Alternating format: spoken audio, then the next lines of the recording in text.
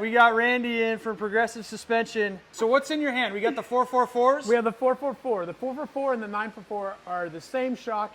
The 444 is a replacement. If you have a 12-inch shock, you can buy a 12-inch shock, or you can buy this in 11, 11 and a quarter, and 13 inches, just depending on what the year, make, and model of the bike is.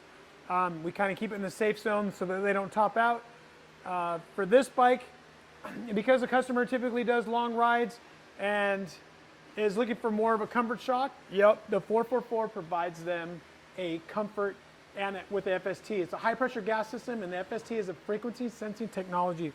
What that does is it allows the customer to have no external adjustments, so that when they're riding, it's constantly adapting to anything that they're doing. If they're on a bumpy freeway, if they're on a smooth street, if they're in the canyon and they're trying to get it a little bit, that all is incorporated inside of this thing. With the FST, it's got internal bypasses, which allows this shock to be an adaptive style shock.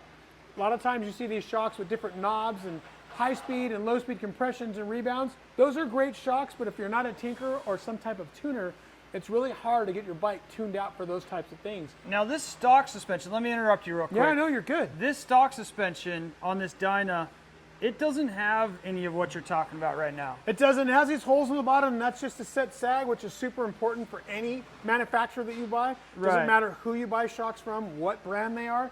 If you don't set sag, meaning measuring from eye to eye, if this was a 12-inch on the stock, I would probably put it at 11 with the customer sitting on it. Yep. And the reason for that is because you can't just have a shock completely topped out. It's got to have some movement. So with that said, it needs to be able to go up and down when you sit on it. So when you sit on it, if it doesn't move, every bump you hit, it's going to just be too much spring. You're just bottoming out, basically. No, you'll be topped out. Yeah, that's right. So it's like a pogo. It'll constantly bounce you off. And that's not comfortable. That's not performance. There's nothing about that's exactly why you get suspension, is to get rid of that kind of thing. So like I said, anybody, it doesn't matter what manufacturer you buy from, 100% you always want to make sure you set sag. So your customers, what kind of pain points are they expressing to you guys before they buy your guys' suspension? It just depends on the customer. So a lot of the guys that ride baggers, a lot of them ride 2-up. Most of them ride 2-up, especially nowadays. Yeah. A lot of these guys, younger, even older guys, are all going long distance. Some of them trailers, some of them don't.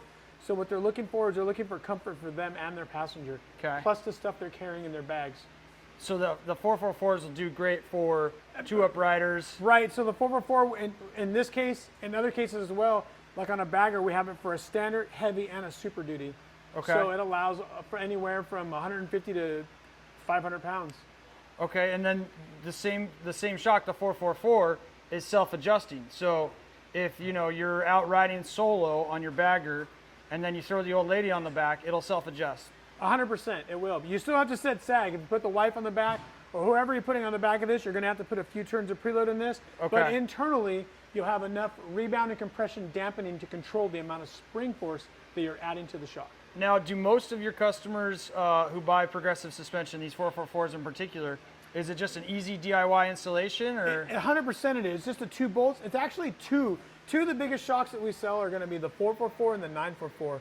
The 944 actually lowers the bike 1 inch under its own weight, which allows the customer, like me, I may be 5'9", but I have a 30 inseam, so I do struggle with baggers trying to back them up. So I run a 944, which actually lowers the bike 1 inch under its own weight, which allows me to get my feet on the ground. It's still a 13-inch shock at the end of the day, so in a pothole, you still have all this extra travel to go ahead and go into the pothole and bring it back up. But for the most part, yeah, the 944 and 444, it's a great buy for what it is. Okay, it's super easy to install. All you need to do is just take out the 2 bolts. Undo the 2 bolts, put the new shock in, make sure you torque them according to what the Harley manual is for that bike, and then set sag on the shock, and then that's it.